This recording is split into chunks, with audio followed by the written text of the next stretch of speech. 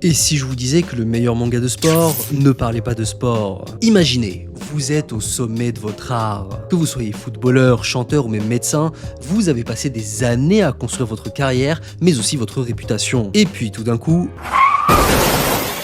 la vie vient vous reprendre cette chose qui faisait de vous ce que vous êtes, parce que l'on nomme communément un accident. D'homme reconnu pour son intelligence, vous en perdez vos facultés cognitives, voire de réflexion. De grand athlète promis un grand avenir, vous finissez par perdre l'usage de vos jambes. Et de don Juan moderne, vous finissez défiguré à cause d'un incendie. Bref, vous avez la sensation que votre vie s'est arrêtée alors qu'elle venait à peine de commencer. En somme, vous perdez ce qui fait de vous ce que vous êtes, voire ce que vous avez mis des années à construire. En somme, vous perdez votre identité. Et bien si ce type d'histoire est aussi efficace sur vous qu'il l'est sur moi, il y a un manga que vous ne pouvez pas ignorer, tant c'est un des chefs-d'œuvre de son auteur. Et vous le connaissez très bien, vu qu'il s'agit de l'auteur de Vagabond, mais aussi de Slam Dunk. Je parle bien évidemment de Real de Takehiko Inoue, publié aux éditions Kana, qui est un manga qui traite de la question du handicap, de la reconstruction et de la résilience, malgré une scission profonde qui s'est créée avec les autres, mais aussi avec soi-même. Et dans Real, nous suivons l'histoire de Nomiya, un jeune homme qui, après avoir abordé une fille et lui avoir proposé de monter avec lui sur sa moto,